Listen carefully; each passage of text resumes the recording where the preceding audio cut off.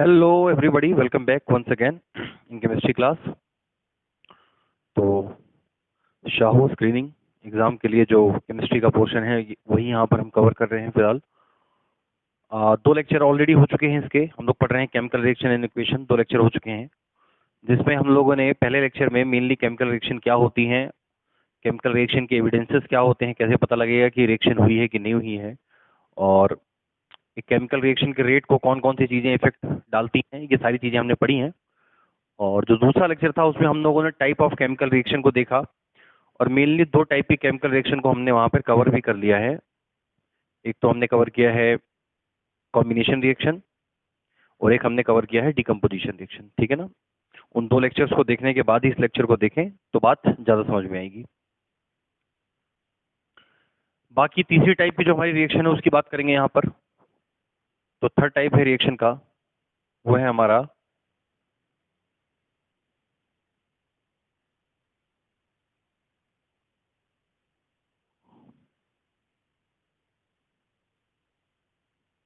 तीसरा है single displacement reaction. बहुत आसान है, नाम से ही पता चल रहा है। सिंगल मतलब कोई चीज़ सिंगल होगी, डिस्प्लेसमेंट मतलब ये है कि किसी को हटा के उसकी जगह पर आ जाना। सब डिस्प्लेसमेंट के लिए हम एक और वर्ड यूज़ कर सकते हैं, सब्स्टिट्यूट, ठीक है ना।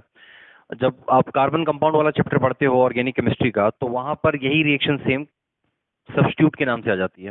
लेकिन फ़र्क है, ये एक आयनिक रिएक्शन है, वो एक मॉलिक्यूलर रिएक्शन है। इन दोनों का फ़र्क भी लास्ट टाइम हमने समझाया था आपको कि इन दोनों में बेसिकली फ़र्क क्या होता है।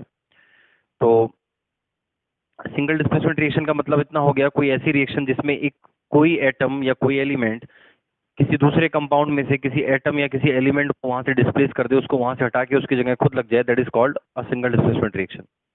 क्लियर? आसान है इसमें ये रिएक्शन। शुरू की दो रिएक्शन उनमें वैरायटी काफ़ी ज़्यादा है, और ये जो बाद की रिएक्शन है इनमें कोई वैरायटी नहीं है, बहुत सिंपल सिंपल सी रिएक्शन है, इनमें कुछ ज़्यादा देखने को नहीं मिलता इतना। क्लियर? तो सिंगल डिस्प्लेसमेंट रिएक्शन क्या हो गई? ऐसी reaction, a type of chemical reaction in which a single atom और single element displace another element from a compound is called a single displacement reaction. Clear? Question कहाँ से आएंगे? Question आएंगे इसके एग्जाम्पल से। कैसे आते हैं? पूछने को या तो पूछेंगे, चार ऑप्शन देके आपसे पूछा जाएगा कि कौन सी इसमें सिंगल डिस्प्लेसमेंट रिएक्शन है, ठीक है, या फिर इसमें से कौन सिंगल डिस्प्लेसमेंट रिएक्शन नहीं है।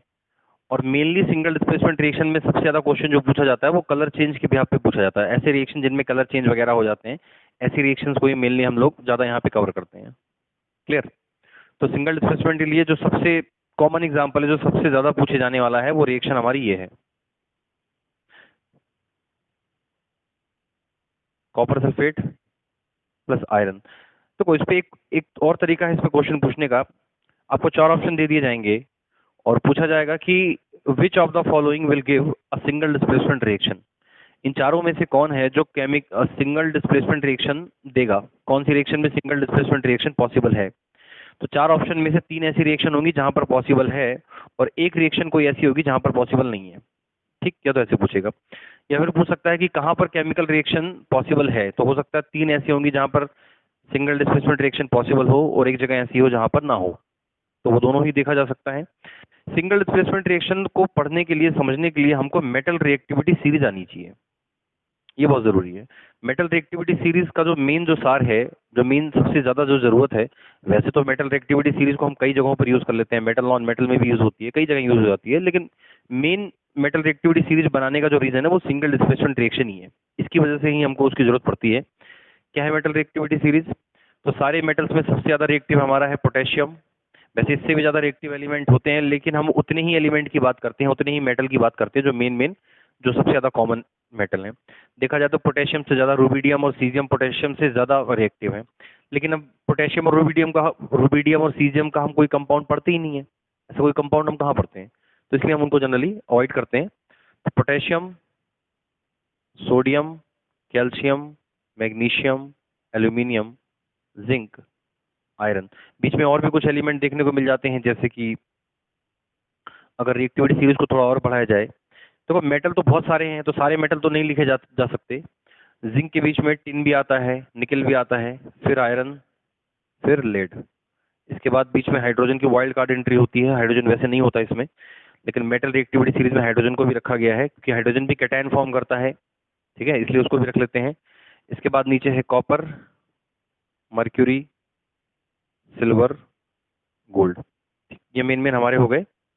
ठीक है, सबसे ज़्यादा रिएक्टिव यहाँ पर कौन है? सोडियम सबसे कम, गोल्ड के बाद एक लास्ट में प्लेटिनम भी बचता है, उसको भी लिख देते हैं। ठीक है, जो मेटल जितना ऊपर है वो उतना ज़्यादा रिएक्टिव है, जो जितना नीचे है वो उतना कम रिएक्टिव है। Clear? Potassium is more reactive than sodium, sodium is more reactive than calcium, magnesium, aluminium, इस तरह से चलती रहती है चीज़ें। बाकी टिन और निकल कुछ कुछ बुक्स में देखने को मिलेगा और कई बुक्स में देखने को नहीं भी होता। जनरली टिन और निकल को वो छोड़ देते हैं, क्योंकि वही बात है ना कि टिन और निकल के कंपाउंड नहीं होते। हम लोग सबसे ज़्यादा कंपाउंड पढ़ते हैं सोडियम के, पोटेशियम के, कैल्शियम, मैग्नीशियम, एल्यूमिनियम, जिंक और आयरन के, और लेड के तो इतने ज़्यादा नहीं पढ़ते, लेकिन कुछ पढ़ते ही हैं। कॉपर के भी पढ़ते हैं, सिल्वर के भी कुछ कंपाउंड हम पढ़ते हैं। तो यही मेन मेन हमारे एलिमेंट है जिनके हम कंपाउंड पढ़ते हैं। बाकी टिन का क्लोराइड होता है या टिन के ऑक्साइड, यही हम पढ़ते हैं। बाकी बहुत सारे ऐसे कंपाउंड है जो हम नहीं पढ़ते। क्लियर? तो क्या है? तो सिंगल डिस्प्लेसमेंट रिएक्शन एक ऐसी रिएक्शन है जिसमें अब मोर रिएक्टिव एलिमेंट मेटल भी हो सकता है, नॉन मेटल भी हो सकता है। अभी हम नॉन मेटल की भी बात करेंगे, नॉन मेटल में भी सिंगल डिस्प्लेसमेंट रिएक्शन होती है। अ मोर रिएक्टिव एलिमेंट या मोर reactive metal displace a less reactive metal from its salt solution. तो देखो इस रिएक्शन में क्या दिख रहा है, ये एक कंपाउंड के फॉर्म में है, ठीक है ना। ये सॉल्ट ऑफ कॉपर दिख रहा है साफ साफ कि ये सॉल्ट ऑफ कॉपर, ये कॉपर का सॉल्ट है, नाम है कॉपर सल्फेट। आयरन यहाँ पर सिंगल एलिमेंट है, ठीक। अब कौन किसको डिस्प्लेस करेगा? तो जाहिर है कि एक मेटल ही मेटल को डिस्प्लेस करेगा। तो iron want to displace copper, it can be happen, but iron should be more reactive than copper, then it is possible. If iron is less reactive than copper, then no no reaction is possible, तब तो reaction possible ही नहीं है। So first of all we have to check that the metal which wants to displace the other metal is really more reactive और less reactive. ये तो देखना पड़ेगा ना कि रिएक्टिव है भी कि नहीं है। तो यहाँ पर आयरन और कॉपर में कंपेयर कर लो, आयरन ऊपर है, कॉपर यहाँ पर है, तो iron is more reactive than copper, means displacement reaction will occur. यहाँ पर रिएक्शन हो जाएगी। कैसे होगी? तो यहाँ से आयरन इसको हटाएगा तो बनाएगा FeSO4 प्लस और कॉपर हो जाएगा अलग।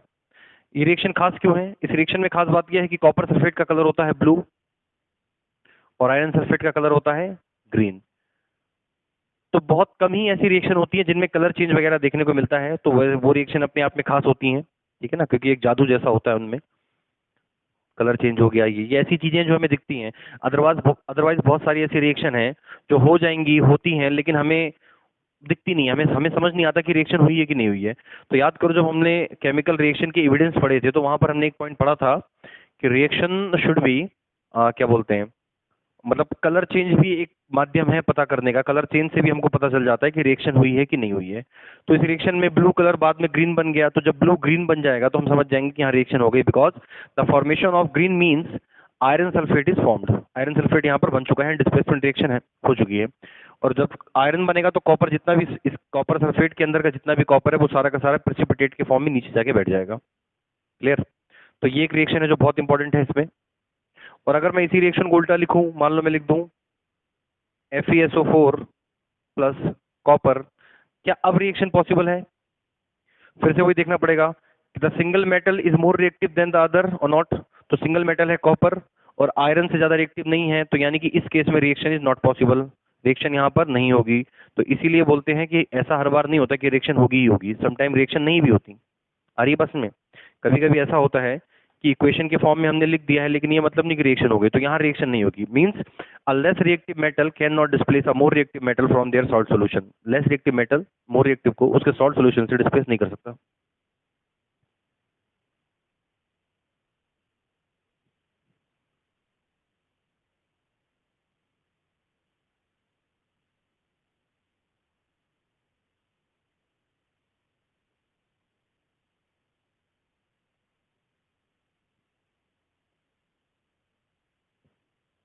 ठीक है, और इसके मेन मेन एग्जांपल हैं, जैसे मान लो एक ये रिएक्शन ले लिया जाए FeSO4 प्लस जिंक।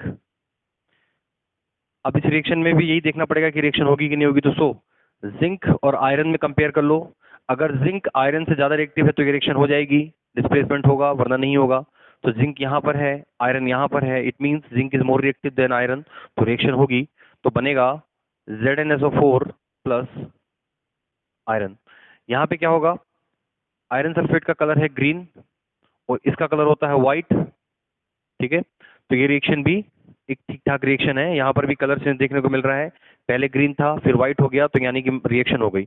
एक और तरीका हो सकता है इस रिएक्शन को समझने का, जैसे आयरन सल्फेट के साथ में अगर हम ले लें मैग्नीशियम। अब यहाँ पर देखो, magnesium is more reactive than iron, magnesium वहां पर है, आयरन यहाँ पर, यहाँ भी रिएक्शन हो जाएगी, तो बनेगा मैग्नीशियम सल्फेट प्लस आयरन, और ये होता है कलरलेस। तो ऐसा नहीं है कि हर बार कलर कि एक कलर गया तो दूसरा कलर आना ही आना चाहिए। समटाइम ऐसा भी हो सकता है कि कलर, एक चीज जो पहले कलरफुल थी बाद में कलरलेस हो जाए, ऐसा भी हो सकता है। तो मतलब कलर का चेंज हो जाना या कलर का फेड हो जाना भी कहीं ना कहीं केमिकल रिएक्शन का एक एविडेंस होता है।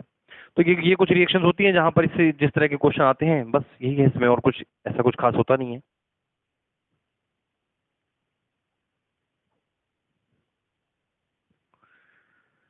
इसके अलावा एक और रिएक्शन इसमें इंपॉर्टेंट है जो पूछी जा सकती है, जैसे कि AgNO3 सिल्वर नाइट्रेट की रिएक्शन कॉपर से करवा दो, ये भी एक अच्छी रिएक्शन है। इस रिएक्शन में क्या होता है कि पहले कलर नहीं होता, यहाँ पर पहले जो चीजें हैं ये कलरलेस हैं, ये जो सोल्यूशन पहले तैयार किया गया है इसके अंदर कोई कलर नहीं है, ठीक है ना। लेकिन रिएक्शन के बाद कलर आएगा, कैसे आएगा देख लो इसको जरा एक बार। यहाँ पर क्या है कि कॉपर और सिल्वर, तो कॉपर यहाँ पर है, सिल्वर नीचे है, यानी कि copper is more reactive than silver, so reaction will be occur. तो रिएक्शन होगी तो क्या बनेगा, कॉपर नाइट्रेट। कॉपर नाइट्रेट का फॉर्मूला होगा CuNO3 का होल ट्वाइस, बिकॉज नाइट्रेट के फॉर्म में कॉपर अपनी वैलेंसी कौन सी शो करता है, हायर वाली, यानी कि 2। कॉपर की वैलेंसी 1 and 2 होती है, तो यहाँ पर हायर वाली वैलेंसी शो कर रहा है, और बनेगा सिल्वर यानी कि Ag। पहले क्या था, कलरलेस था। कॉपर नाइट्रेट का कलर होता है ब्लू, याद रखना, कॉपर सल्फेट कॉपर नाइट्रेट दोनों का कलर कैसा है, ब्लू। क्लियर, तो ये भी एक रिएक्शन है।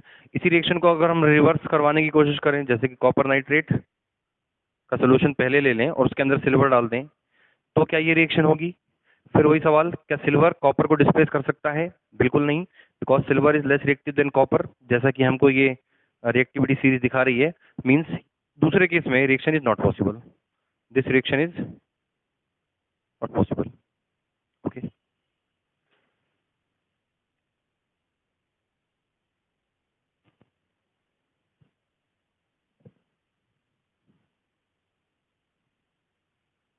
ठीक है, इसको मिटाते हैं।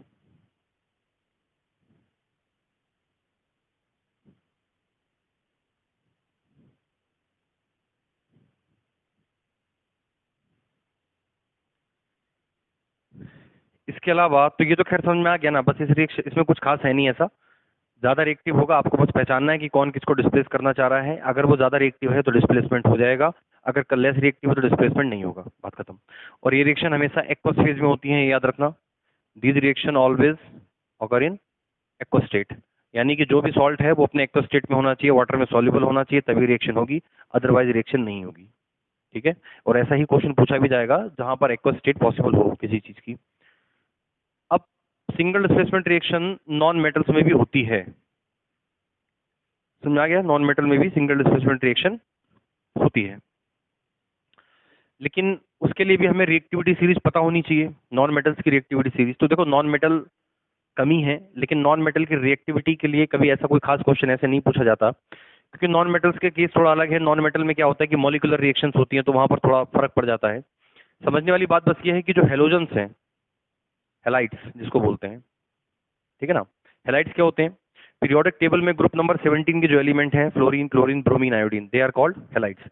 उसकी रिएक्टिविटी हमें पता होनी चाहिए। तो उसमें पता है आपको कि नॉन मेटल में टॉप टू बॉटम, ऊपर से नीचे जाने पर रिएक्टिविटी कम होती है, मेटल में ऊपर से नीचे आने पर रिएक्टिविटी बढ़ जाती है। लेकिन यहाँ पर जो ग्रुप होते हैं मेटल वाले, first group second group periodic table का, उसमें आप टॉप टू बॉटम आएंगे तो रिएक्टिविटी बढ़ेगी, लेकिन नॉन मेटल में टॉप टू बॉटम आने पर रिएक्टिविटी कम होती है। तो यानी कि सबसे रिएक्टिव है फ्लोरीन, फिर क्लोरीन, फिर ब्रोमीन और फिर iodine. Means fluorine can displace all these three element from their salt solution. Chlorine can displace bromine and iodine but can not displace fluorine, and bromine can displace iodine but can not fluorine and chlorine. ये बात ध्यान रखनी है केवल। तो बस इतना ही है। इसके कुछ एग्जांपल ले लिया जाए, जैसे कि मान लो AgCl की रिएक्शन फ्लोरीन से करवा दिया जाए, तो क्या होगा, क्या रिएक्शन होगी। तो देखो यहाँ पर fluorine is more reactive than chlorine, यहाँ पर कौन किसको डिस्प्लेस करना चाह रहा है, नॉन मेटल को, मेटल को। अब यहाँ पर नॉन मेटल के बीच में कंपटीशन है, तो fluorine is more reactive than chlorine, तो रिएक्शन हो जाएगी, तो बनेगा सिल्वर फ्लोराइड प्लस क्लोरीन अलग हो जाएगा। इसकी सबसे इंपॉर्टेंट रिएक्शन ये वाली है, जैसे कि AgBr plus Cl2, silver bromide है और क्लोरीन से रिएक्शन, तो क्या क्लोरीन ब्रोमीन को डिस्प्लेस कर सकता है, बिल्कुल कर सकता है, because chlorine is more reactive than bromine, तो रिएक्शन विल ऑकर। तो बनेगा AgCl प्लस Br2। क्लियर। आगे भी इसी तरह के एग्जाम्पल हम ले सकते हैं इसमें। अब इसी का अगर मैं उल्टा वो लिख दूं रूप कि AgCl प्लस Br2, तब क्या रिएक्शन हो पाएगी? तो आप देख सकते हो कि bromine is less reactive than chlorine, bromine chlorine से कम रिएक्टिव है, so bromine can not displace chlorine. तो यहाँ पर तीसरे केस में रिएक्शन नॉट पॉसिबल, ये रिएक्शन होने वाली नहीं है। ओके।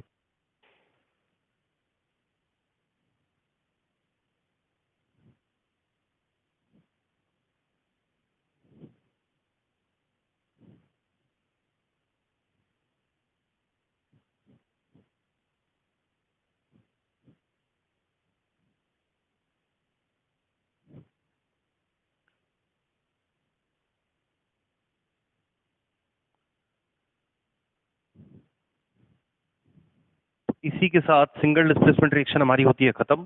तो हमने तीसरे टाइप की रिएक्शन भी पढ़ ली है, मेनली यही क्वेश्चन इसके ऊपर आते हैं, बाकी जो आएगा जो होगा देखा जाएगा। ठीक है। इसके बाद लास्ट जो जनरल टर्म्स में जो रिएक्शन की जिनकी बात की जाएगी, लास्ट रिएक्शन हमारी बनती है डबल डिस्प्लेसमेंट रिएक्शन।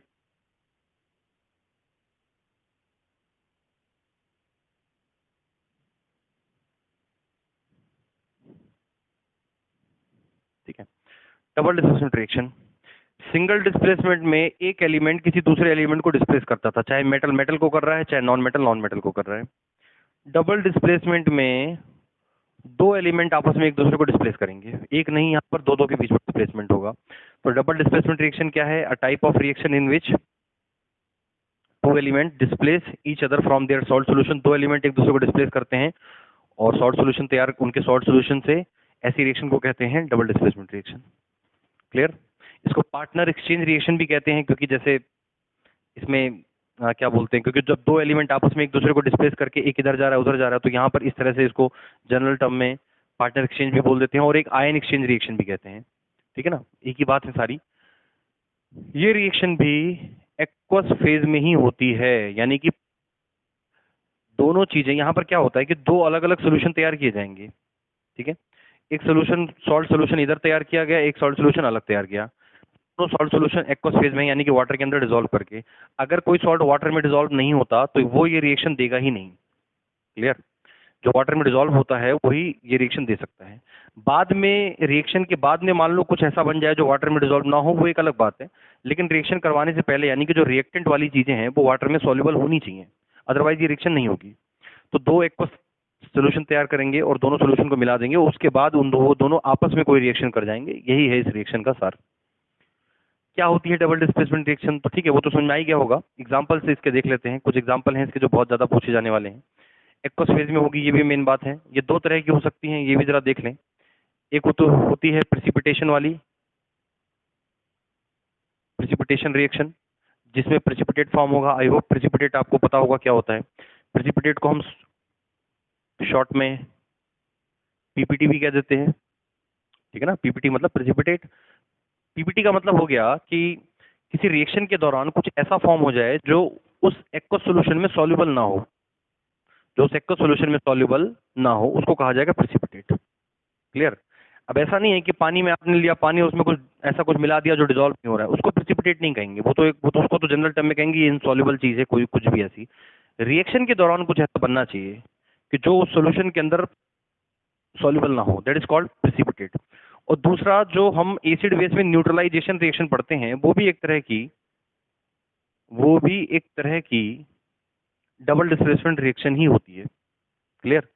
तो डबल डिस्प्लेसमेंट रिएक्शन भी दो तरह की हो सकती है, एक प्रेसिपिटेशन रिएक्शन और एक डबल डिस्प्लेसमेंट रिएक्शन। ये दोनों ही, सॉरी, प्रेसिपिटेशन रिएक्शन और न्यूट्रलाइजेशन रिएक्शन, ये दोनों रिएक्शन ही आती हैं किस कैटेगरी में?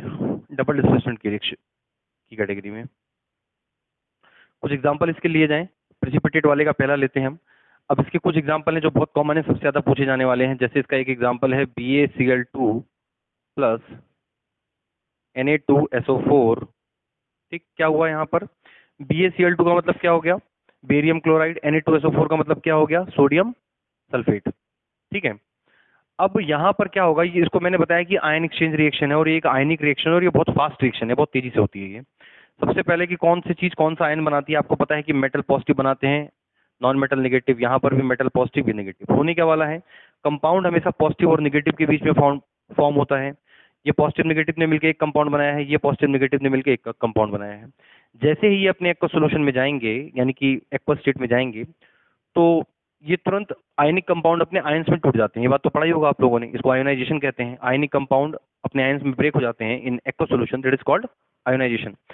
अब ये वाला प्लस अगर इस वाले माइनस के साथ चले जाए और ये वाला प्लस इस वाले माइनस के साथ चले जाए तो कितना बढ़िया है, एक नई रिएक्शन हो जाएगी। तो बिल्कुल ऐसा ही होता है।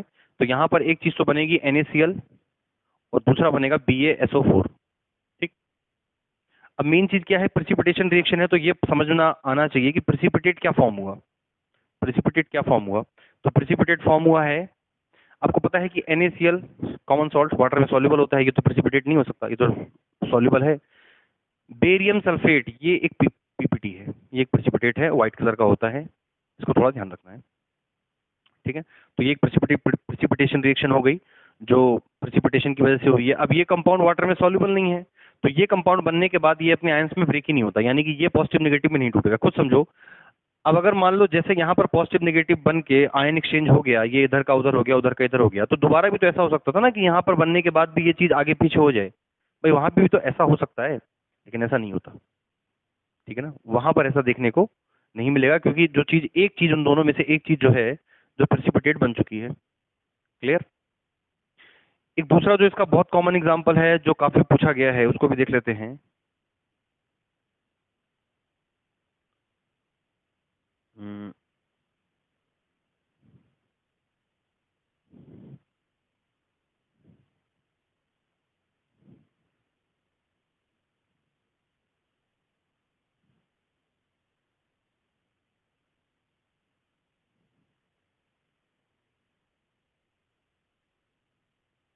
ठीक, पोटेशियम आयोडाइड और लेड नाइट्रेट के बीच में रिएक्शन हुई है। पोटेशियम आयोडाइड और लेड नाइट्रेट के बीच में रिएक्शन हुई। सबसे पहले हमें पता होना चाहिए कौन सा आयन है, क्या है। आपको पता है पोटेशियम मेटल है, पॉजिटिव फॉर्म करेगा, आयोडीन नेगेटिव। लेड मेटल है, पॉजिटिव फॉर्म करेगा और नाइट्रेट फॉर्म करेगा नेगेटिव। क्लियर। क्या करना है, इस वाले पॉजिटिव को उस वाले नेगेटिव के साथ, उस वाले पॉजिटिव को इस वाले नेगेटिव के साथ आपस में चेंज कर लेना है। इस पॉजिटिव को इस नेगेटिव के साथ में जोड़ दो तो बना देगा KNO3 यानी कि पोटेशियम नाइट्रेट, प्लस लेड को इसके साथ में जोड़ दो तो बन जाएगा लेड आयोडाइड PbI2। क्योंकि लेड की वैलेंसी 2 और 4 होती है, तो यहाँ पर 2 वैलेंसी शो कर रहा है।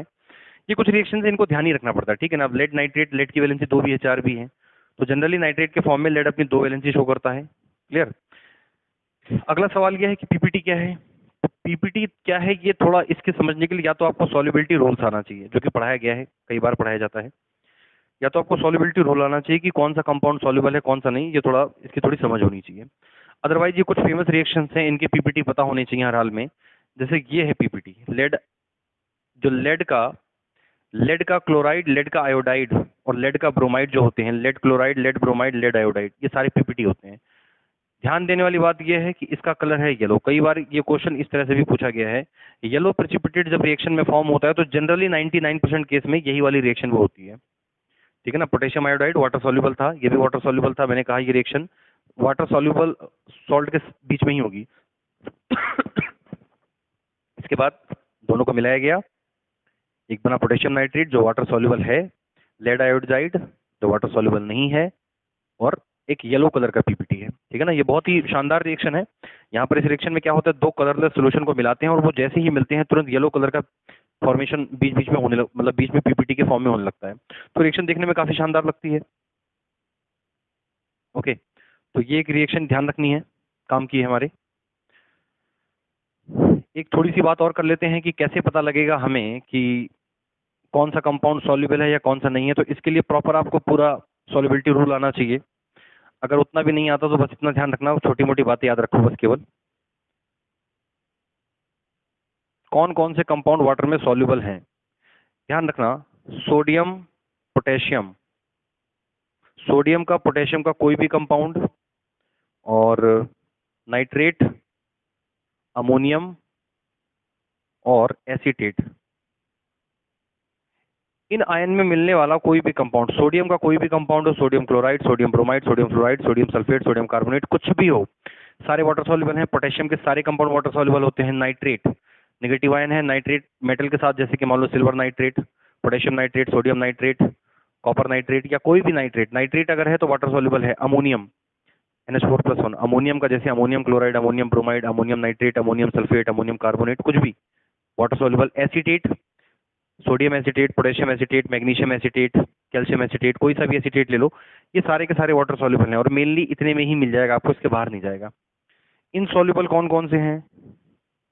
इनसॉल्युबल तो वैसे बहुत सारे हो सकते हैं, लेकिन जो मेन मेन याद रखने, जैसे लेड का, आपके सिलेबस में लेड का क्लोराइड, ब्रोमाइड और आयोडाइड जो हैं वो इनसॉल्युबल हैं।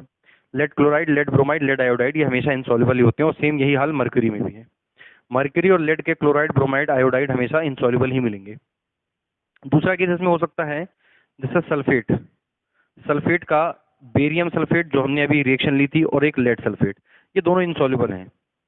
आगे बस में तो सॉल्युबल कौन से ये ध्यान रखना, क्योंकि जब भी आपको रिएक्शन मिलेगी तो जो राइट हैंड साइड में जो प्रोडक्ट होंगे उनमें कोई ना कोई सोडियम, पोटेशियम, नाइट्रेट या इनमें से कोई ना कोई एक मिल जाएगा। तो समझ जाना जिस कंपाउंड के अंदर भी ये चीजें दिख रही हैं, सोडियम, पोटेशियम, ये जितनी भी, वो सॉल्युबल होगा, ठीक है। और उसके अलावा जो दूसरा होगा वो इनसॉल्युबल होगा। बस इतना ही समझने वाली बात है।